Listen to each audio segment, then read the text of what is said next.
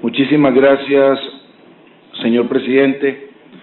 Este es un debate de control político que lo hemos denominado el impacto de la emigración venezolana en Colombia. Agradezco la asistencia a los señores viceministros de Salud, doctor Luis Fernando Correa, señora viceministra de Trabajo, señor viceministro de Educación, las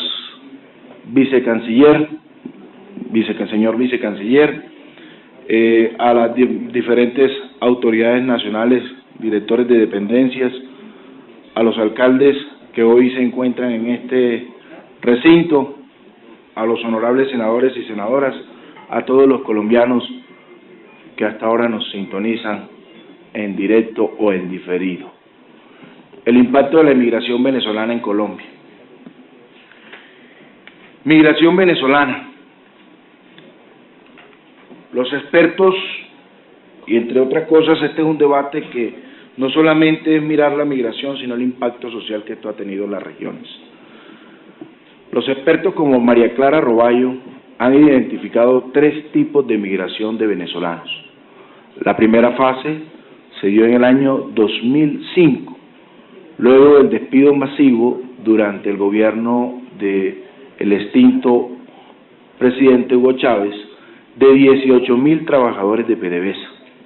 Esta ola de pertenencia a una élite adinerada, inversionistas en potencia que se adaptaron muy bien en nuestro país y vinieron, armaron unidades de negocio, unidades empresariales y hoy se encuentran en nuestro país de una manera financieramente sostenida.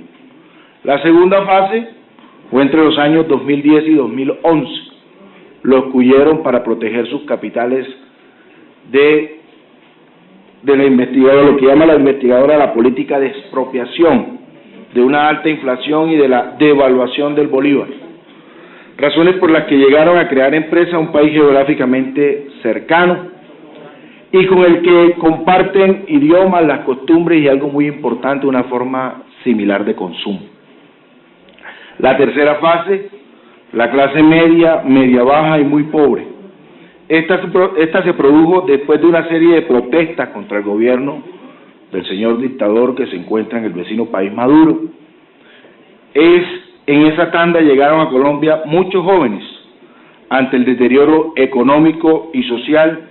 Muchas madres enviaron a sus hijos a estudiar a ciudades capitales como Bogotá y otras ciudades como Barranquilla en la costa Caribe y Cúcuta en norte de Santander. Hay noticias en nuestro país sobre la migración, la emigración venezolana. El Tiempo titula Cedrizuela, el barrio que conquistaron los venezolanos en Bogotá, del 30 de marzo. Las Noticias Caracol ha publicado la odisea de los venezolanos que buscan empleo en Colombia. Yo quiero que ahí le abramos, por favor, el enlace. El mismo periódico El Tiempo habla de los venezolanos, la historia de una emigración más grande del país. Publímetro también habla de las trabajadoras sexuales venezolanas que habrían llegado a nuestro país. En fin, hay aproximadamente, según la Asociación de Venezolanos en Colombia por años, cifras no oficiales, quiero resaltar, 1.500.000 venezolanos, colombianos y venezolanos, hijos de colombianos, que han entrado por las fronteras de nuestro país buscando un mejor porvenir social. Yo le pido el favor a quien está, la siguiente, por favor.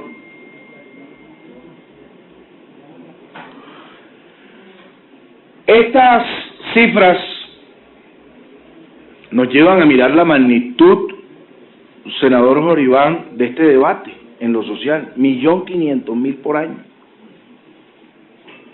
De de los residentes según la Asociación de Venezolanos en Colombia, por año. Los que conocemos la problemática social, económica, política que hoy vive Venezuela, que no va a acabar hoy, ni puede acabar mañana en un periodo de recuperación de todo lo que he mencionado, sabemos de que esto no va a cesar de manera inmediata, y de manera inmediata va a mejorar la inflación en el vecino país, con lo que queremos, que es que se vaya el señor dictador que hoy se encuentra acabando con la vida de muchos jóvenes que usan a través de la protesta pacífica la manera de demostrar su inconformidad con un gobierno. Esto es verdaderamente importante. 1.500.000 colombianos, venezolanos, colombianos y venezolanos hijos de colombianos, que están ingresando y se quedan en nuestra frontera, muchos de ellos, que otros se van a ciudades como Santa Marta, Senador Honorio, como Barranquilla, como Cartagena, y el alcalde no está.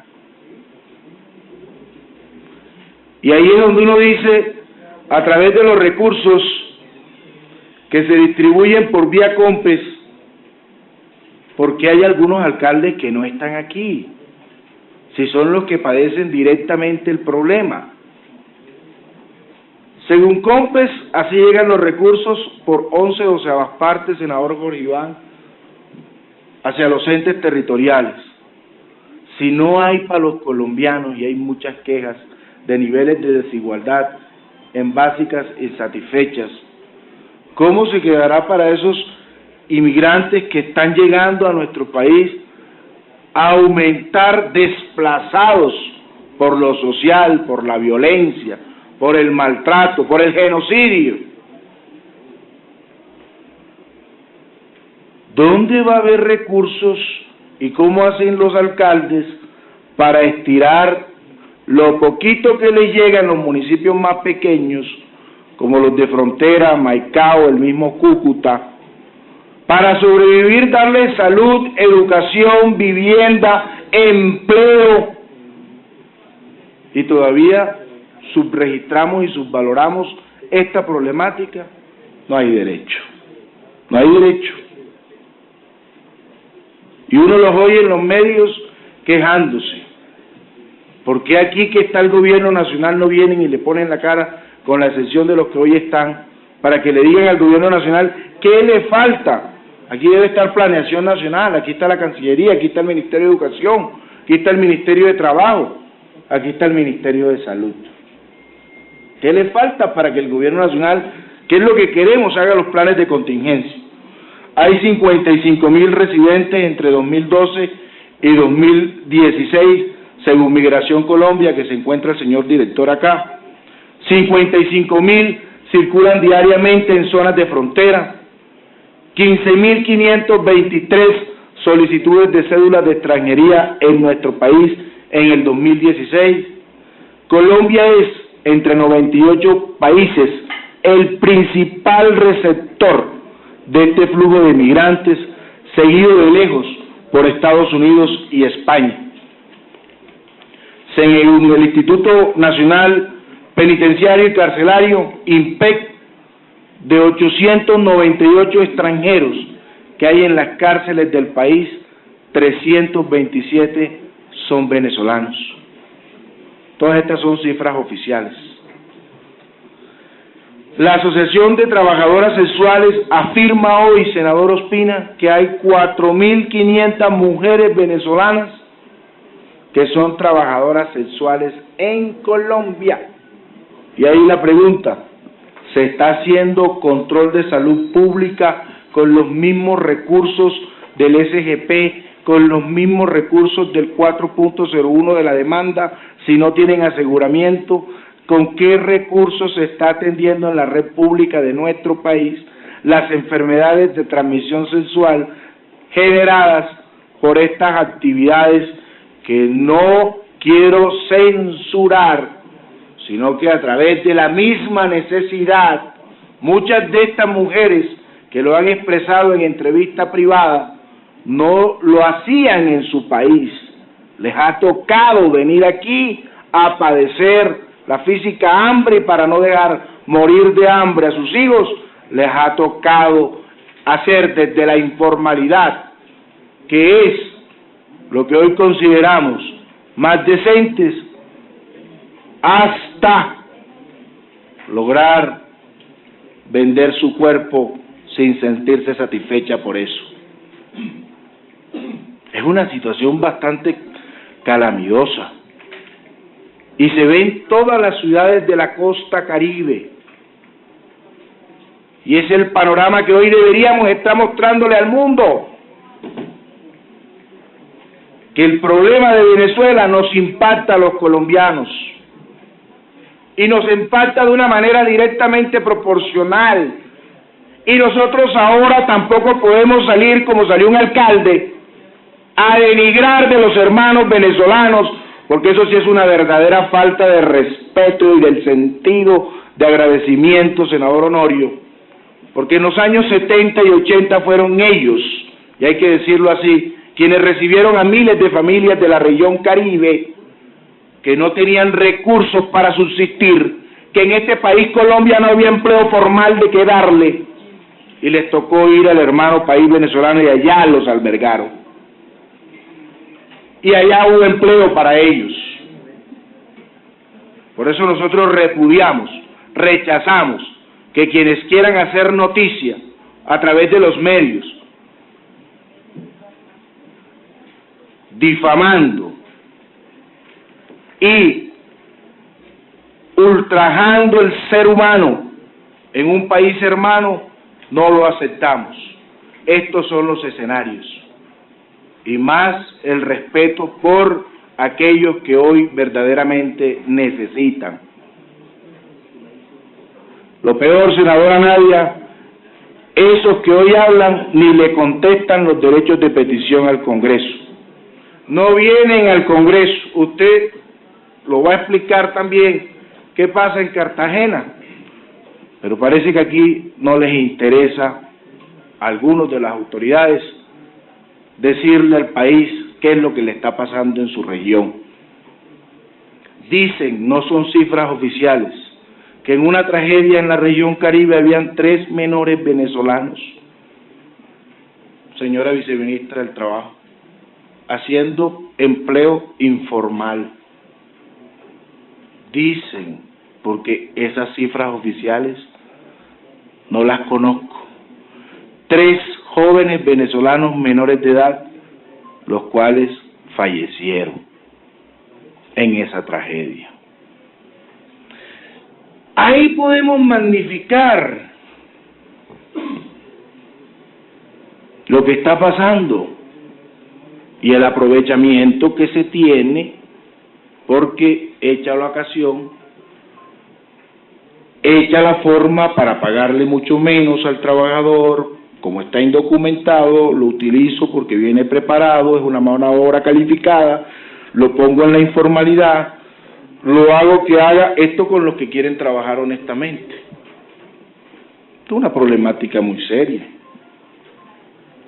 muy pero muy seria.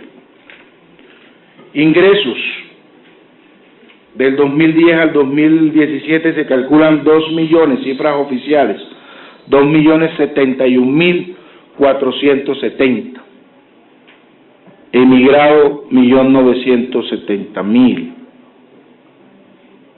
Ahí mostramos un cuadro. Las visas expedidas a ciudadanos venezolanos. En el 2013, trabajador 2.834, residentes, estudiantes 616, tiene un consolidado de 2013 al 2017 de 18.837 trabajadores TP4, vínculo marital 8.276, residentes 7.747, inversionistas rentistas 5.766, estudiantes 4.428, el traspaso de visa, ahí tenemos cifras que nos han entregado visitantes de negocios, 1.364, asistencia técnica, voluntario cooperante, entre otros. Cédulas de extranjería 59.942, deportados 3.082. Ahí tenemos las gráficas desde el 2012 al 2017 en números. Ocupación de los venezolanos con cédula de extranjería.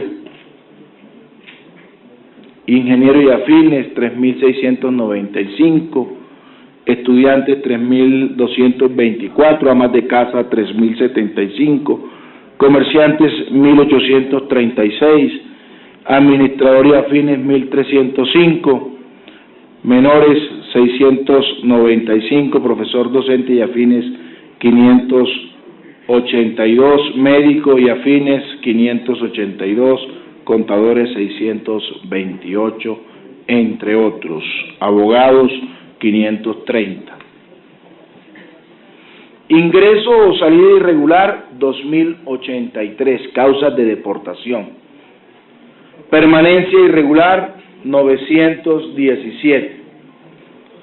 Desarrollo de actividades no autorizadas 51. Abstenerse de cancelar la sanción económica no hay número significativo. Haber sido sancionado económicamente por actividad que afectan el espacio público 4. Incurrir en alguna de las causales de la admisión o rechazo 6. Obtener visa mediante fraude o simulación y ser objeto de quejas constantes 1. Empresas sancionadas por contratar ciudadanos venezolanos sin cumplir los requisitos legales. Según Migración Colombia, 6 empresas. Según el Ministerio de Trabajo, conforme a lo informado por las direcciones territoriales, hasta el momento no se han adelantado actuaciones administrativas laborales. Según la Cancillería, en entrevista en Caracol, se habla de 500 empresas, Caracol Radio. Ahí coloco el link para que no se diga que traigo ese número de manera arbitraria. Abro comillas, cierro comillas. Empleo, formalidad e informalidad. Según el Ministerio del Trabajo, se estima que en Colombia hay 13.270.000 colombianos en la informalidad. Sumémoslo a esto las estadísticas que estamos trayendo. La informalidad se encuentra galopando. Uno, senador Honorio, no necesita ir a hacer censos. Usted para en cualquier semáforo en las ciudades de la costa y quienes hoy se encuentran haciendo actividades son venezolanos desplazados por el dictador, niños menores de edad, y es importante que el ICBF se encuentre en este debate o su delegado, menores de edad. Hay estadísticas de menores de edad haciendo trabajo sexual, siendo trabajadoras sexuales. La informalidad ha aumentado y ha galopado en la costa caribe y en otras importantes regiones como norte de Santander, y cada uno defenderá y esbozará su real situación en cada uno de sus territorios. La formalidad de los departamentos fronteras registra las siguientes estadísticas. Cesar, un 25.6%. Formalidad. La Guajira, esto con los colombianos. La Guajira, el 16.9%. Aquí hay 2 alcaldes citados de La Guajira que nos pueden decir si esto ha aumentado la informalidad o si la formalidad ha disminuido. Porque es que aquí hay una competencia por la mano de obra calificada y no calificada más barata, que yo no le pago seguridad social, que yo no cobijo en nada, y que está pasando. Aquí hay que hacer una política seria, si es que queremos ser verdaderamente solidarios, porque no siempre van a venir los honorables diputados del hermano país, y lo que este Congreso siempre va a expresar es de labios hacia afuera solidaridad. Pero, ¿qué estamos haciendo nosotros aquí como plan de contingencia para tratar de dar la mano? Porque lo que le pedimos al Dios Todopoderoso es que ese señor caiga rápido de su gobierno para que se acabe, porque yo sé que muchos de los venezolanos que hoy están aquí no quisieran estar aquí en Colombia, quisieran estar en sus países, en su país, haciendo lo que ellos saben hacer, porque cada quien quiere estar en su terruño. A esta cifra tenemos que sumarle lo que pasó en el 2010, desde el 2010, en la costa caribe habían pueblos enteros que se iban todas las familias, señor el senador Samuel, para la ciudad de Venezuela, para el hermano país de Venezuela, en el mismo departamento del Atlántico, en Córdoba, en Sucre. Todas esas familias les tocó devolverse a nuestro país, colombianos que se fueron hacía 20 años, 25 años, y van a reclamar sus derechos como colombianos y tampoco tienen derechos como colombianos. Entonces, aprovechar que esta planeación, porque aquí hay que ser propositivo, siempre lo he dicho, para saber cuál va a ser el plan de contingencia, porque muchos dirán, pero si es que no hay plata ni para los colombianos. Sí, pero entonces, ¿qué estamos haciendo nosotros ante esto? Si hay muchos colombianos que retornaron a su tierra y no hemos sido ni siquiera capaces de entregarles sus derechos como colombianos. ¿Qué son sus derechos como colombianos? Tener salud, tener educación, tener vivienda. Ellos no dejaron de ser colombianos cuando el país les dio la espalda y les tocó irse allá a buscar trabajo. Ahora es cuando nosotros tenemos que buscar resarcir. La pregunta es, ¿qué se está haciendo en la adición presupuestal para los municipios fronterizos, que es por donde entra, y cuánta partida le vamos a aumentar en el sistema general de participación para que ellos le transfieran a los hospitales para por vía contingencia hacer las atenciones en salud, para poder transferir en educación, para que al menos esos hijos de colombianos que se encontraban en Venezuela y que hoy no han podido mandar a sus hijos al colegio o a la universidad tengan derecho. Es que hay que aprovechar el momento. De aquí tiene que salir una gran conclusión de Estado. Y debe haber no solamente reposar en la Cancillería el problema, ni en Migración Colombia. La pregunta que hoy se hacen muchos de los colombianos es ¿por qué esos colombianos o hijos de colombianos tienen que padecer con el famoso apostillaje? ¿Cuánto demora apostillar?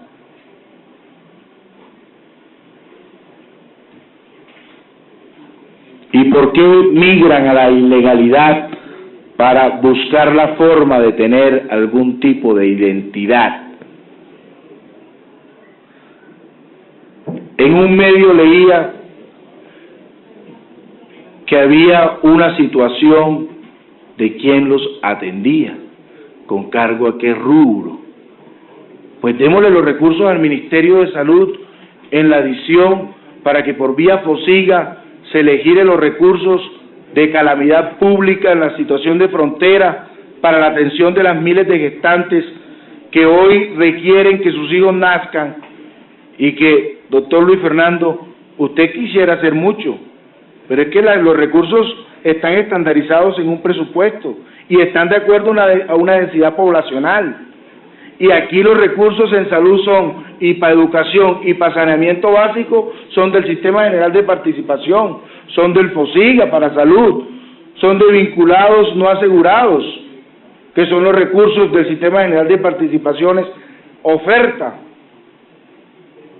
Pero si no tenemos una actualización poblacional, seguramente van a ser los mismos recursos para los mismos colombianos de hace 3 años del censo o los mismos colombianos de hace 2 años del censo.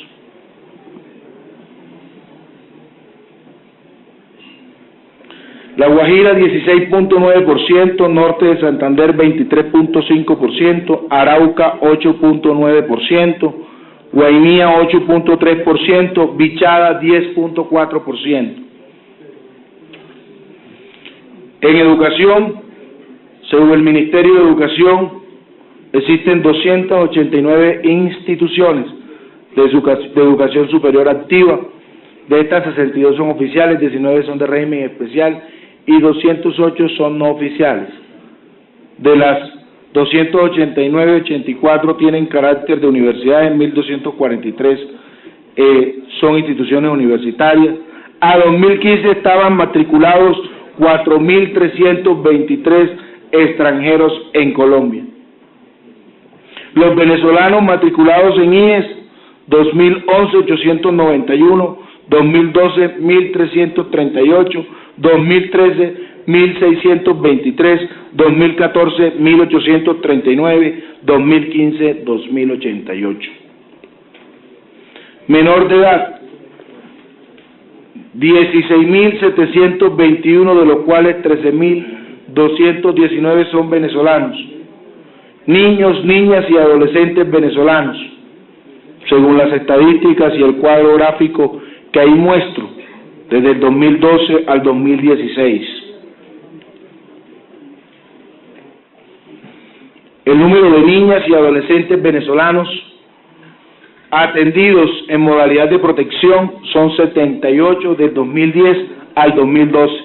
Ojo que aquí no estoy colocando los colombianos que han llegado, que no han perdido su condición de colombianos y que hoy se encuentran fundamentalmente en la frontera, porque hasta los colombianos que estaban allá esperan que Venezuela se recupere.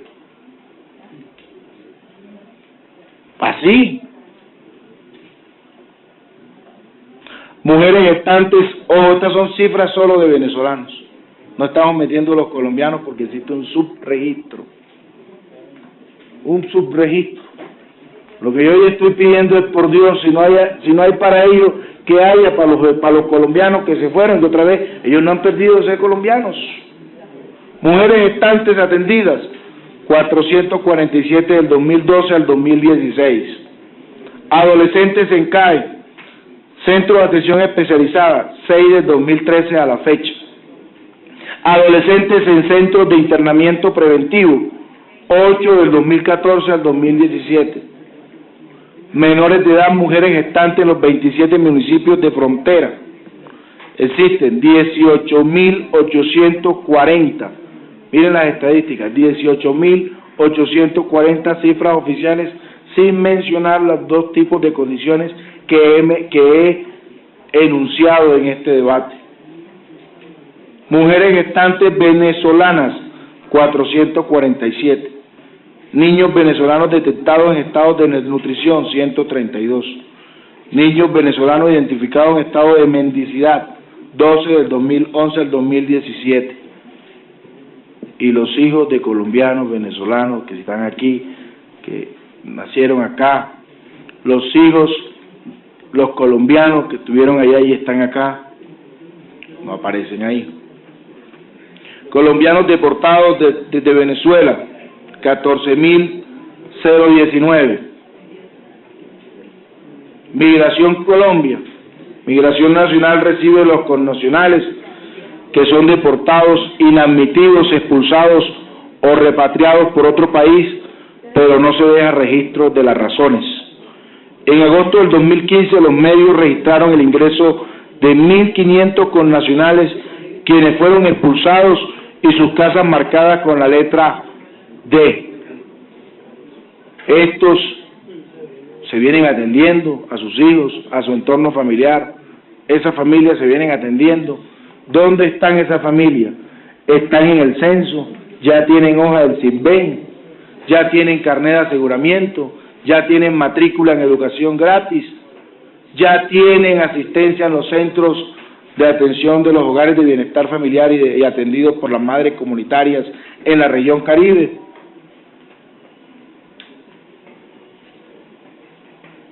Aumento del flujo de venezolanos en los últimos años, implicaciones en lo social, por supuesto, ya lo he explicado, en lo laboral, la informalidad se ha disparado, no solamente en los venezolanos, muchos colombianos que vivieron allá 20 años y hoy les toca ingresar aquí a la informalidad. En lo económico, todos sabemos lo devastador. Nuestras fronteras, señor presidente, tenemos que dejar de mirarlas solamente cuando hay conflictos fronterizos o cuando se quieren hacer actos importantes de amor binacional. Por nuestras fronteras, y nuestras fronteras deben dejar de ser estigmatizadas, y más bien, como se encuentran apartadas en nuestro territorio, ser más incluyentes con ellas. Volvamos a un proceso de institucionalidad de nuestro país en los lugares de fronteras, donde se le dé mayores oportunidades a los habitantes y a los colombianos que circundan dichas fronteras para que tengan las verdaderas oportunidades y de verdad se sientan colombianos. Porque es que el habitante de frontera lo que no sueña es ser colombiano.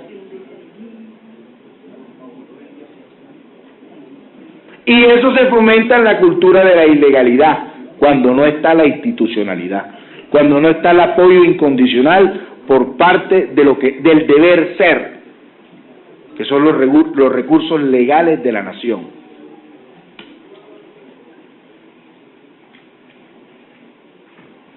Es un llamado respetuoso. No dejemos solo las fronteras.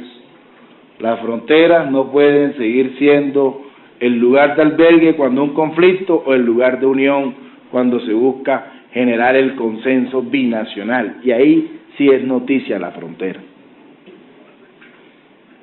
Los lugares de frontera deben tener una UPC especial. Los lugares de frontera deben tener universidades para que ahí, colegios para hacer la contingencia de esos niños y no sigan desplazándose en lo social por todo el país. Generar unas condiciones de frontera, de albergue, generar las condiciones para que los administradores de los entes territoriales tengan de dónde entrar a atender. La situación de violencia, seguridad. La seguridad se encuentra resquebrajada. Yo no quiero decir que los que han llegado han generado fenómenos de inseguridad, porque sería irrespetuoso de parte mía. No quiero copiar las cosas malas que se han dicho en contra de los seres humanos, que lo único que han hecho es salir ofendidos de su país y desplazados en lo social por hechos de violencia. Para que no los maten o de hambre o con un pergaminón de esos que tiran, no sé cómo se llama, señor general, lo que tiran estos señores infames que atentan contra los derechos humanos. No sé qué armas utilizan, pero sé que hay muchos jóvenes. Ayer creo que murieron 2 jóvenes venezolanos. Esas infamias que uno ve por medio de los medios de comunicación, uno debe recibirlas con la mayor consideración a través de ese pueblo que se encuentra sufriendo. Y esas infamias también le ha pasado a muchos colombianos. Es que cuando le marcaron, senador Honorio, la letra con la letra D, eran casas de colombianos. Los mandó a marcar el dictador ese que está ahí. Sí, par de dictadores, así de sencillo, porque así es que hay que llamarlos.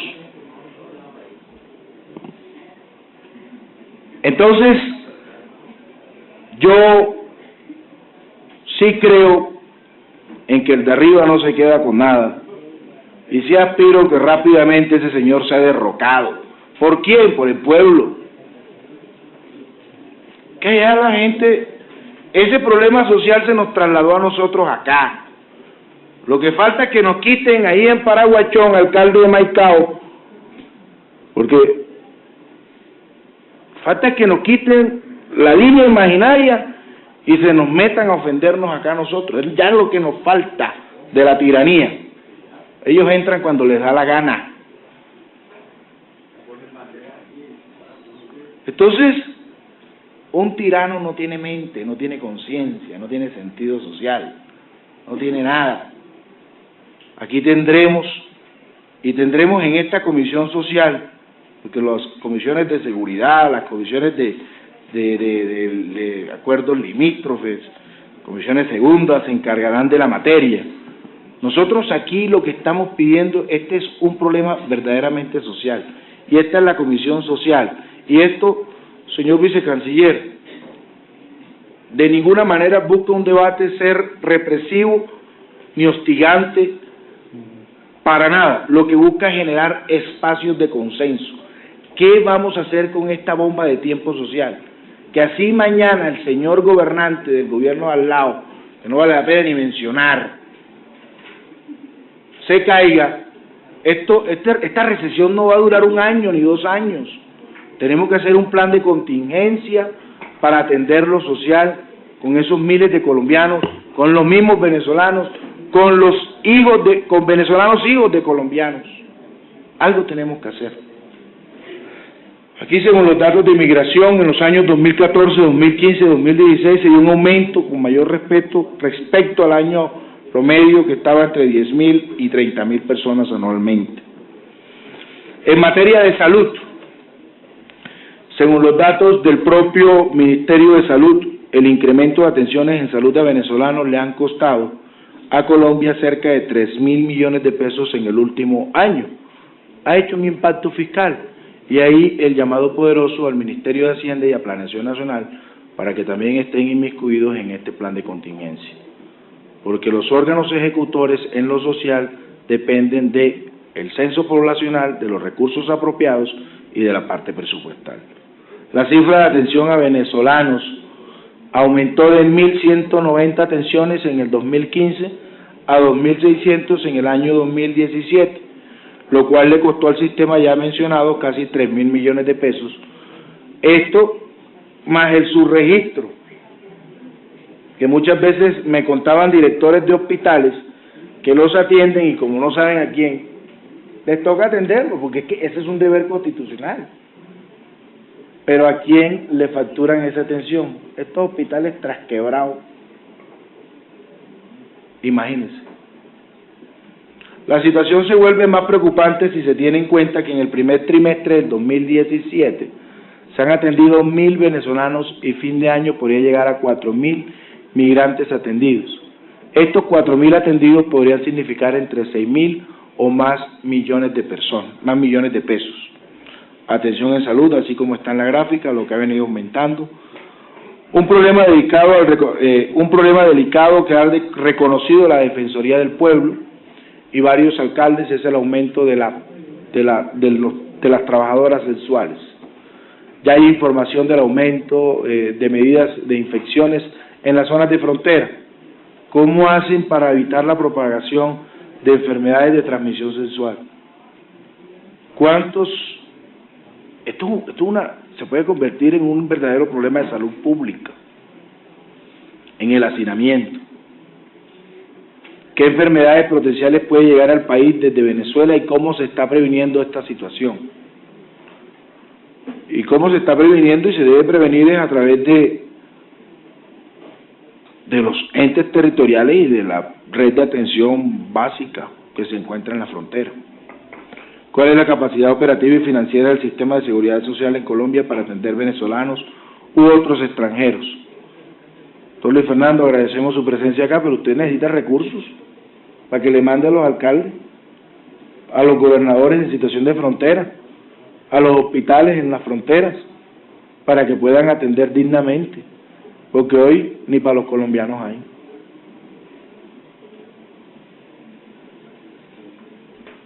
Queda la preocupación si disponer recursos para la atención de los migrantes venezolanos puede llegar a afectar la capacidad y sostenibilidad financiera del sistema.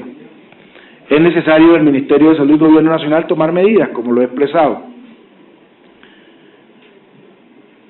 En lo laboral,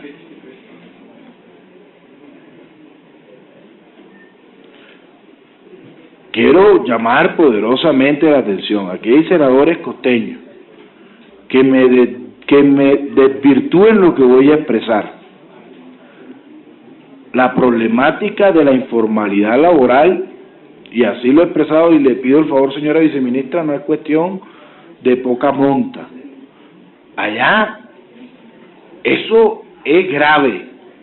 Y está la Policía Nacional aquí y nos puede decir también si ha aumentado la violencia, si ha aumentado el nivel de robo, si ha aumentado todo lo que ha pasado en las diferentes ciudades de la región Caribe y qué tipo de informalidad ustedes han visto en las calles de toda esta problemática fronteriza.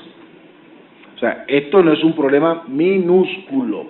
No podemos ahí colocarlo allá abajo para que nos vayamos de agache.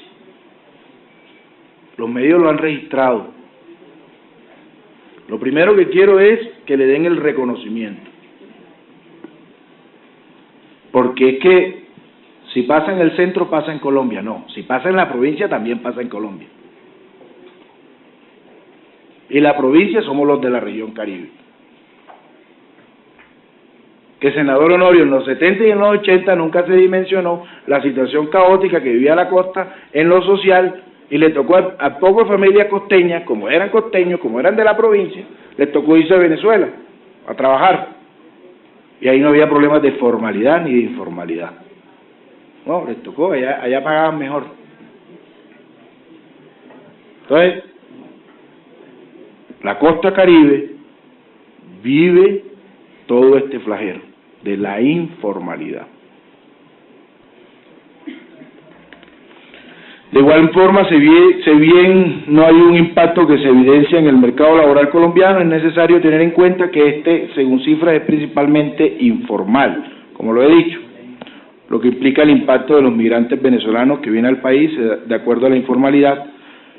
Y, por supuesto, aquí hoy lo que queremos es que al final de este debate de control político se saquen unas conclusiones y se le diga a los